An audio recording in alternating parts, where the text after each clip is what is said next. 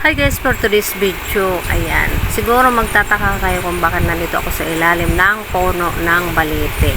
Umalis nga pala kami kanina ng aking hubby at meron na kaming pinuntahan, meron kaming tiningnan.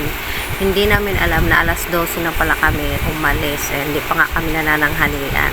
Kaya pagdating namin dito sa aming pinuntahan ay break time, kaya naisipan na lang namin na kumain ng pares at dito nga yung sa ilalim ng puno ng balete. Kaya pagkatapos namin kumain ay namahinga muna kami dito sa ilalim ng puno. Pagaling ko doon sa may puno ng balete, lakad-lakad muna ako at ako'y mag-charge po ako ng 7-Eleven. Ayan. Grabing init oh. Ayan. Meron kasi kaming tiningnan kaya nandito kami ngayon sa tapat ng Asia. Ayan. Kita nyo yung Asia yan guys. Tapos yun dun, Tanduay.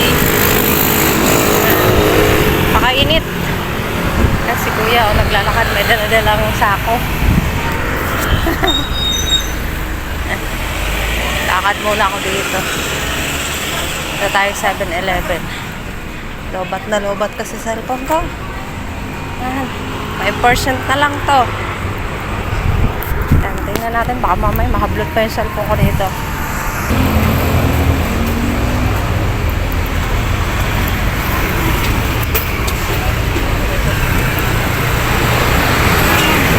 Dapat kami dito. Ayan, ano pa pala yun? Sabi na. Tiro pa lang bang nandito.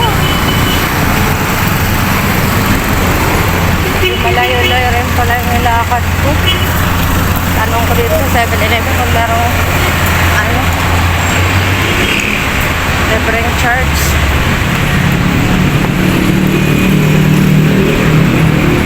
Ayan, nandito na ako sa may 7-Eleven guys. Pasok tayo. Lockout na to. So, ayan na lang po. Ingat po palagi.